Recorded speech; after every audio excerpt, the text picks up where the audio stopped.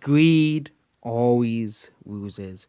The Battle Royale game, The Calling, which is a game that nobody plays, returns with a ridiculous new business model. Yes, Battle Royale Calling isn't exactly a success story, nor its sequel Calling 2. Both games are removed from various storefronts as the Xbox One and Steam after failing to attract enough players. To be fair, both games launched during the peak of the Battle Royale fever, where basically everyone was trying to do a Battle Royale game, and the game was hated by people. Many called the sequel to PUBG a knockoff and cash grab. You hold on to your butt, folks, to see it because the whole term sequel cash grab got a new meaning. After pulling the Calling 2 from various storefronts, developer Xavier promised to return focus to the original game.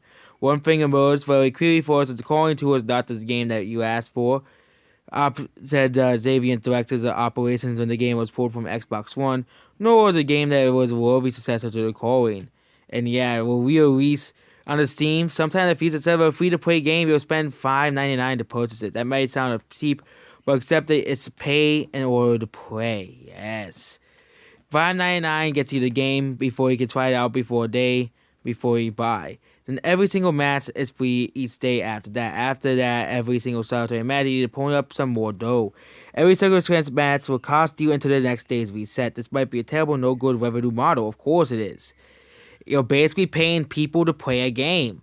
A Warcraft, it's different than a subscription model like Warcraft and Final Fantasy 14, where you have to pay, or it's a free game, but you have to pay a subscription model, kind of like subscribing to a TV show or a streaming service.